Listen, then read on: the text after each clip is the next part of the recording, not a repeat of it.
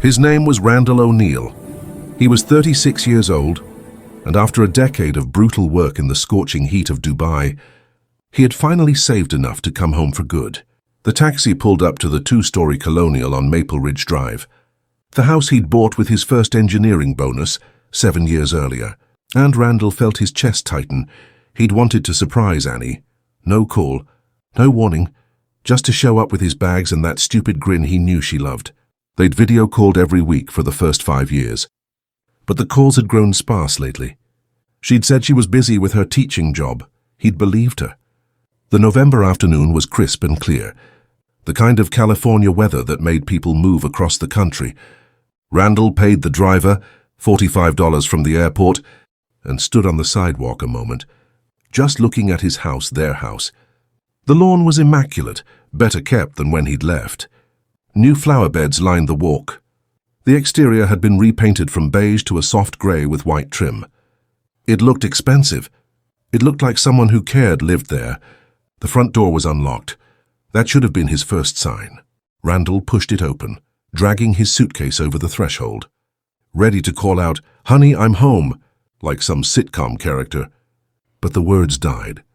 The living room he'd furnished before he left, the simple IKEA couch they'd assembled together. One Saturday, the basic coffee table from a garage sale. The bookshelf jammed with Annie's teaching materials and his engineering texts was gone, completely. In its place stood expensive leather furniture that belonged in a showroom. A massive 70-inch flat screen was mounted on the wall with a sound bar beneath it. Abstract art in heavy frames, all of it screaming money. The walls had been repainted. The carpet had been replaced with hardwood floors. Even the light fixtures were different, modern. Geometric things that probably cost more than his monthly salary in Dubai. His confusion lasted exactly 3 seconds before he heard the laughter coming from upstairs. Annie's laughter. That high musical laugh that had made him fall for her in college. And a man's voice, low and intimate, saying something that made her giggle, in that way she used to giggle with him. Randall's legs moved on autopilot up the stairs. Each step felt like walking through water. Down the hallway, past the guest bedroom they'd talked about turning into a nursery someday. Past the bathroom where Annie used to sing off-key in the shower. Past the bedroom that should have been theirs alone. The door was ajar, just a crack, just enough. What he saw through that crack would replay in his mind for months, maybe years. Annie, his wife of 12 years, wrapped in silk. Sheets he'd never bought her. Sheets that probably had some ridiculous thread count he couldn't pronounce. Her head rested on the bare chest of a man who looked like he'd stepped out of a luxury car commercial. Tan fit, probably 6'2", wearing a Rolex that caught the afternoon light streaming through the window, a DC, window that now had custom plantation shutters instead of the basic blinds. Randall had installed. "Randall?" Annie's voice cracked like breaking glass. She shot up in bed, clutching the sheet to her chest, her face draining of all color. The man beside her sat up slowly, casually, as though he had all the time in the world, as though this was his house, as though Randall was the intruder. He had the audacity to look annoyed at the interruption, his jaw tightening as he assessed Randall with cold, calculating eyes. "Who the hell is this?" the man asked, looking at Annie instead of Randall. His voice held the kind of confidence that came from never being told no, never facing real consequences. "I'm her husband," Randall said. His voice sounded strange to his own ears, flat, dead, like someone else was speaking through his mouth. "And you're in my house." The man laughed, actually laughed. It was a short, dismissive bark that made Randall's hands curl into fists. "Your house, Annie? What's he talking about?" Annie's eyes darted between them, her mouth opening and closing like a fish gasping for air. Her hair was different than he remembered, shorter, highlighted, styled in a way that probably required weekly salon visits. She was wearing makeup even though it was smudged now, even though they were in bed in the middle of the afternoon on a Tuesday. Finally, she found words. "Randall, you weren't supposed to. I didn't think you were coming back." "Coming back," Randall repeated, his brain struggling to process the words. "I've been working in Dubai for 10 years to build us a future. Every paycheck, Annie, every bonus. I sent money home for us, for this house, for the life we were supposed to have when I finished my contract." "That was years ago," she said, her voice gaining strength. Defensiveness creeping in like armor. You stopped sending money 3 years ago. You stopped calling. The video chats became once a month, then once every 2 months. I thought you'd found someone else over there. I thought you'd moved on and were just too much of a coward to tell me. I stopped sending money because I was saving for this. Randall pulled out his phone, hands shaking so badly he almost dropped it, and showed her his banking app. The number at the top read $340,000. I've been living in a cramped apartment with 3 other engineers, eating rice and beans 6 days a week, working 18-hour days in 110-degree heat so we could retire early, so we could have everything we dreamed about, so you'd never have to work another day if you didn't want to. The man in his bed got up and started pulling on designer jeans that probably cost more than Randall's entire wardrobe, dark denim tailored with a leather belt that had a subtle designer logo on the buckle. Look, man, I don't know what kind of arrangement you had. Arrangement? Randall turned to him, really looking at him for the first time. Mid-40s maybe, salt and pepper hair styled perfectly, the kind of tan that came from leisure, not labor. Gold watch, expensive cologne that Randall could smell from 6 feet away. I'm married to her. I bought this house. What arrangement do you think we had? Randall, please. Annie was out of bed now, wrapping herself in a silk robe that Randall had definitely never seen before. Champagne-colored, hitting mid-thigh, probably worth more than the simple cotton robe she used to wear. Let me explain.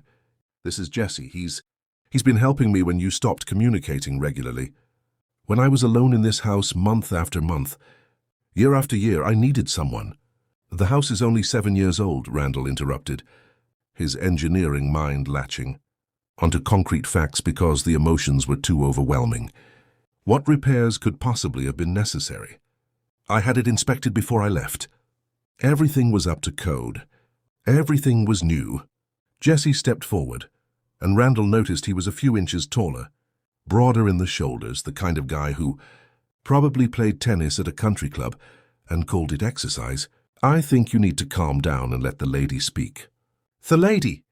Randall felt something cold settle in his chest, spreading through his veins like ice water. The lady is my wife and you need to get the hell out of my house. Actually, Jesse said, pulling a business card from his jeans pocket with the smooth confidence of someone who did this regularly. I'm an attorney, Jesse Morrison. Morrison and Associates, family law specialist, and I think you'll find the situation is more complicated than you realize. He held out the card. Randall didn't take the card. He just stared at it, at the embossed lettering and the downtown address that suggested a successful practice. Of course he was an attorney. What situation? Randall's voice was low, strained. This is my house. I have the deed. I have the mortgage statements. Everything is in my name. I bought this property in 2017 with money from my engineering contract. My name is on every document. Annie was getting dressed now, her movements jerky, panicked. She pulled on yoga pants, expensive Lululemon ones. He noticed, and a fitted top he'd never seen before. Her entire wardrobe seemed to have been replaced. Randall, you need to understand. When you stopped responding to my emails, when the calls became once every 2 months, when you'd video chat for 15 minutes and then say you had to get back to work, I thought our marriage was over. I thought you'd moved on. I thought I was just the wife you'd left behind and forgotten about. So you moved another man into our home. Randall's voice was rising now, the shock wearing off, replaced by a hot rage he'd never felt before. His face felt flushed. His hands were trembling. How long, Annie? How long has this been going on? She didn't answer. She was crying now, silent tears running down her face. But she didn't answer. Jesse did. 3 years. Annie and I have been together for 3 years. And during that time, I've invested considerably in this property and in Annie's well-being. I've paid for the kitchen renovation. That was $35,000. I've paid for the bathroom remodels, both of them, another $20,000. I've paid for the flooring, the exterior painting, the landscaping. I bought her that car in the driveway.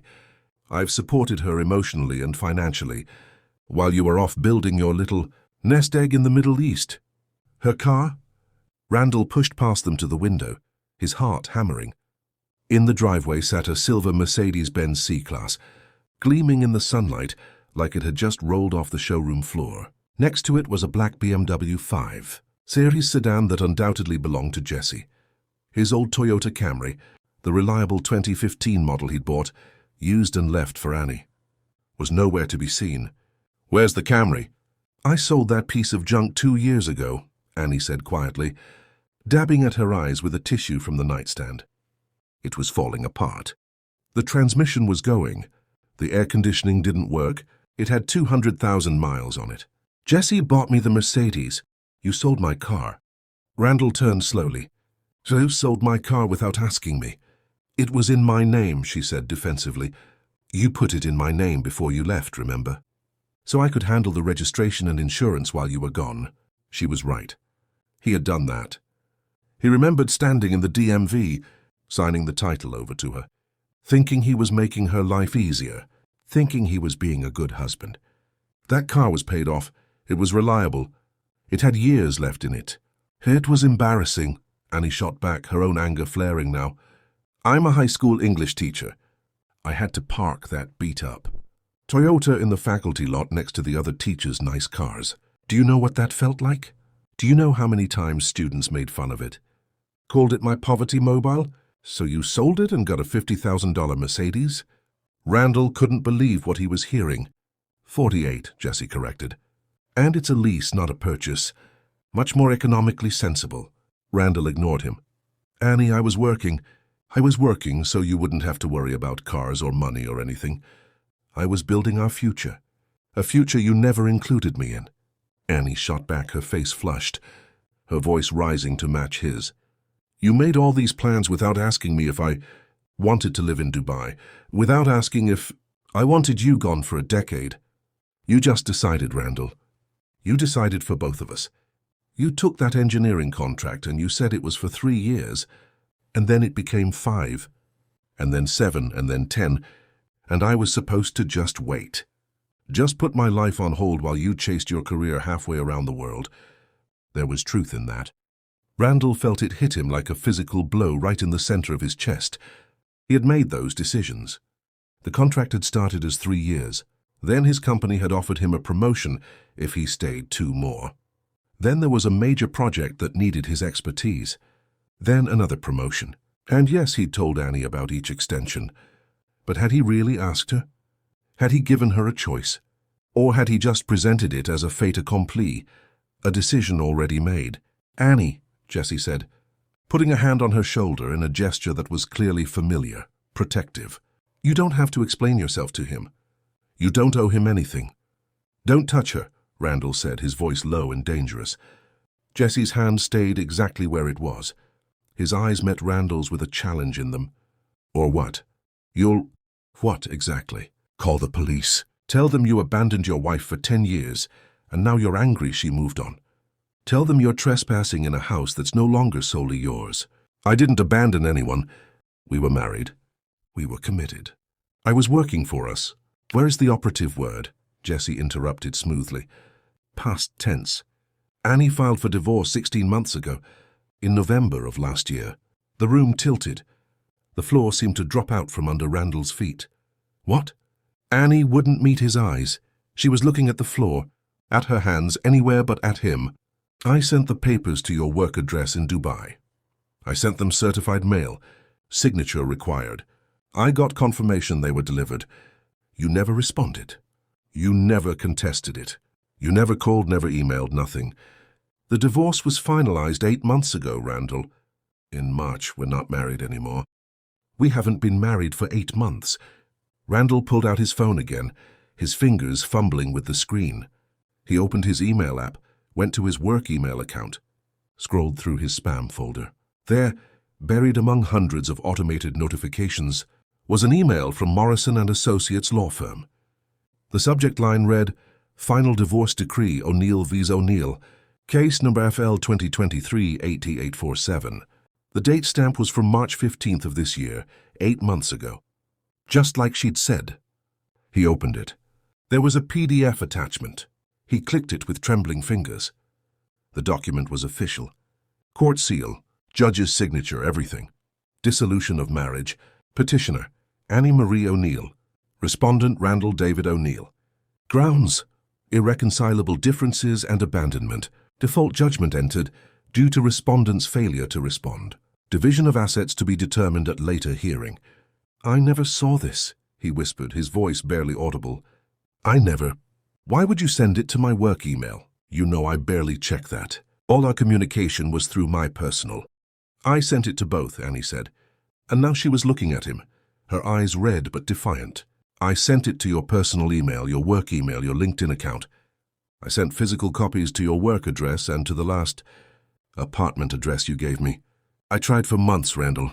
I sent multiple notices. I tried to reach you on WhatsApp, on Facebook Messenger, on every platform we'd ever used. You never responded to any of it. Not once, and then I gave up. I thought maybe you wanted the divorce too. Maybe you'd found someone in Dubai, and this was your way of letting me go without having to say the words.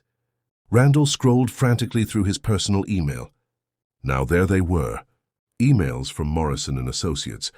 Emails from Annie.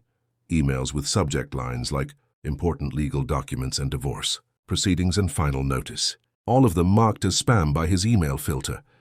All of them unread. He clicked on one dated 14 months ago. One of the first. It was from Annie's personal email address. Randall, I can't do this anymore. I can't be married to someone who's never here. I can't keep waiting for a life that's never going to happen.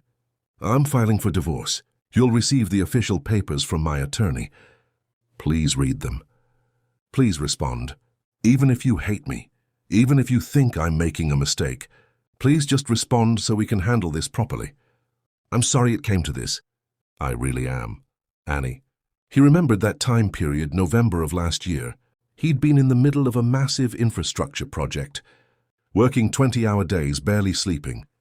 His company had upgraded their email system around then, and the new spam filters had been aggressive, catching everything that wasn't directly work-related.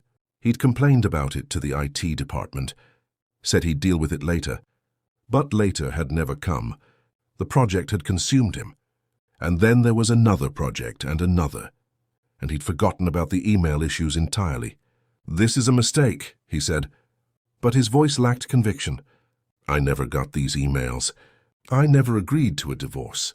The marriage is still valid. It has to be. It's not, Jesse said. And there was something in his voice now that almost sounded like pity. Almost. California allows for default divorce when one party doesn't respond. Annie followed all the legal requirements. She sent notice to multiple addresses, both physical and electronic. She waited the required time period. She published notice in a local newspaper, as required by law when direct contact fails. She did everything by the book. The court granted the divorce in absentia, in your absence. It's final, Randall. It's been final for 8 months. In absentia, Randall repeated numbly. The Latin phrase felt heavy on his tongue. Like I'm dead, like I don't exist. Like you were absent, Jesse corrected, which you were. For 10 years you were absent from your wife's life. You're telling me I flew home to my wife, to my house, and I don't have either anymore? Randall's voice was rising again, cracking. You're telling me I spent 10 years working myself to exhaustion, living like a monk, saving every penny, and it's all for nothing? The house is a different matter, Jesse said, and now his tone shifted, becoming more businesslike, more professional. Under California community property law, Annie is entitled to 50% of all marital assets accumulated during the marriage. That includes this house, which was purchased in 2017 during your marriage. It doesn't matter whose name is on the deed or who made the mortgage payments. Community property means it belongs to both of you equally. With my money. With money I earned. With money earned during the marriage, which makes it community property under California law, Jesse said patiently, like he was explaining something to a child. I've been advising Annie on this matter. The house was appraised last month at $480,000. That's current market value based on the improvements made and the neighborhood appreciation. Annie's share is $240,000. My suggestion is that you buy her out for that amount, or sell the property and split the proceeds. Those are your two options. Randall felt like he was drowning, like the walls were closing in. 240,000. I'd have to give her 240,000 for a house I bought with my own money, a house I've been paying the mortgage on for 7 years. Community property, Jessie said again, like it was a magic phrase that explained everything. And before you get any ideas about fighting this in court, you should know that Annie has documented everything. Every month you were gone, every missed call, every holiday she spent alone, every anniversary that passed without you even sending a card, every email you didn't respond to. Any judge will see a clear case of abandonment and failure to maintain the marital relationship. You'll lose, Randall. You'll spend thousands on legal fees and you'll still lose. He's right, Annie said softly. I kept records, Randall. I had to for my own protection. I have text messages showing I tried to reach you. I have call logs. I have emails. I have photos of me alone at Christmas, alone on my birthday, alone at my father's funeral. Do you remember that 2 years ago? My father died and you couldn't even fly home for 3 days for the funeral. Randall remembered. The funeral had conflicted with a critical phase of his project. He'd sent flowers. He'd called Annie and talked to her for an hour. He thought that was enough. Looking at her face now, he realized it hadn't been anywhere close to enough.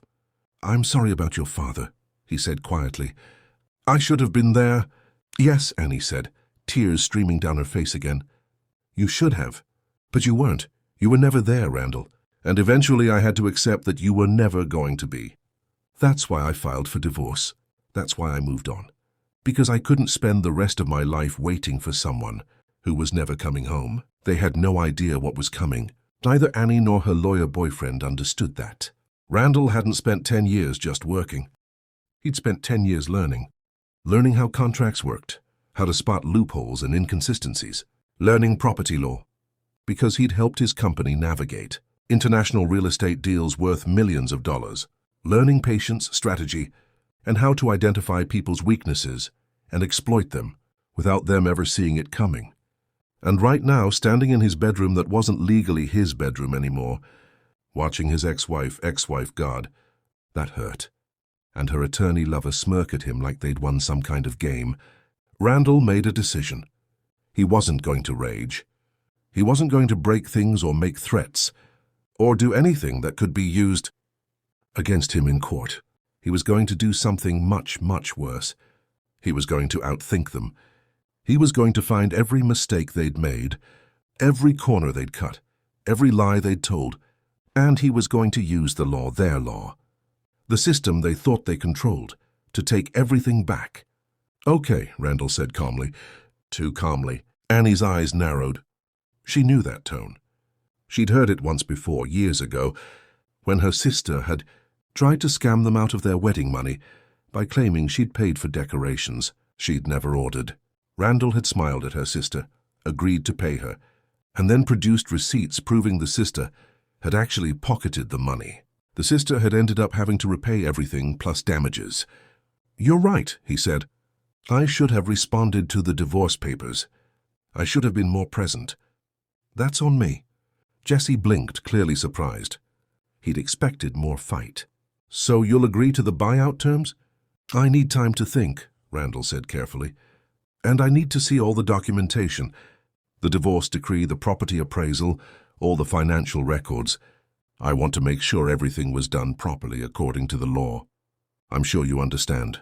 Of course, Jessie said, but there was suspicion in his voice now. He wasn't stupid. He could sense something had shifted. Everything was handled through proper legal channels. I'll have my office send you copies of all relevant documents.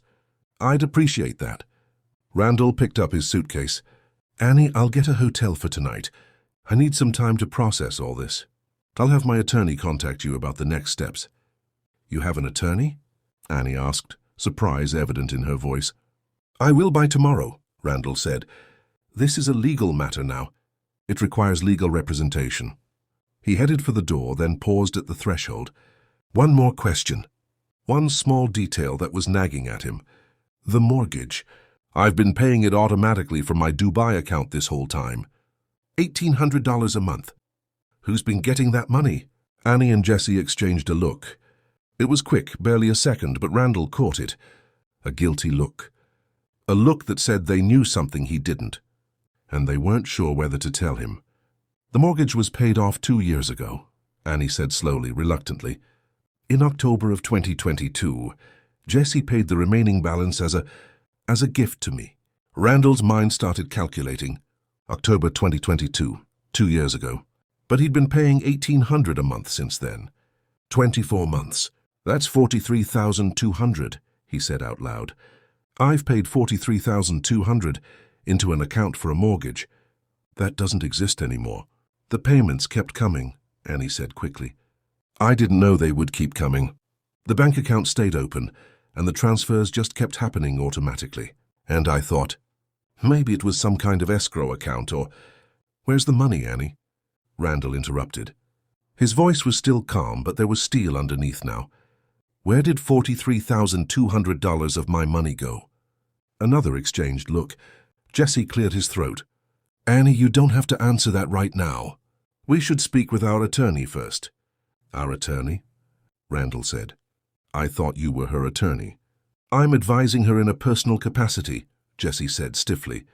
Any official legal matters would be handled by my firm, not by me directly. To avoid conflicts of interest. Because you're sleeping with the client, Randall finished. Right, that makes perfect sense. Very ethical. He walked out before either of them could respond. Down the stairs, through the living room full of furniture, bought with another man's money. Out the front door of the house he'd worked himself half to death to buy. The California sun was setting now, painting the sky orange and pink and purple, beautiful colors that felt wrong somehow, too cheerful for the moment. Randall stood on the lawn, his lawn, legally speaking, or at least half his lawn, and pulled out his phone.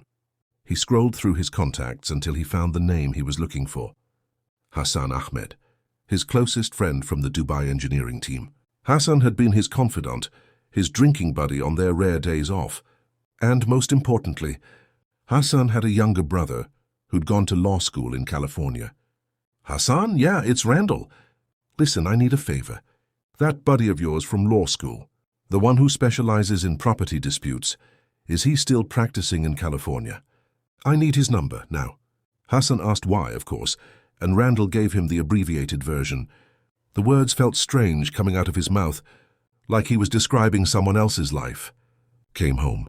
Found wife with another man. Divorce I never knew about. House I might lose. Brother, Hassan said, his accent thick with concern. This is serious. You need a good lawyer, the best. My friend David, he's the one you want. David Okonkwo. He's expensive, but he's worth it. I'll text you his number right now. The text came through 30 seconds later. Randall saved the number and immediately placed the call. Not caring that it was almost 7 p.m., the phone rang 4 times before someone answered. Okonkwo Law, a man's voice, young, alert. Is this David Okonkwo speaking? Who's this? My name is Randall O'Neill. Hassan Ahmed gave me your number. I need legal representation immediately. It's regarding a fraudulent divorce decree and possible property fraud. There was a pause. Then Hassan's friend from Dubai. He just texted me about you. Said you were in trouble. Talk to me. What happened? What happened next would change everything. But in that moment, standing outside his house that wasn't quite his house anymore, with the sun setting and the November air turning cold, Randall O'Neill made a promise to himself. He would get justice, not through violence or intimidation, but through the law, through the same system that had taken everything from him without his knowledge. He would use it to take everything right back. And neither Annie nor her shark attorney, boyfriend, would see it coming until it was too late. Randall checked into the Riverside Inn, a mid-range hotel near the highway that smelled like industrial cleaning products and broken dreams.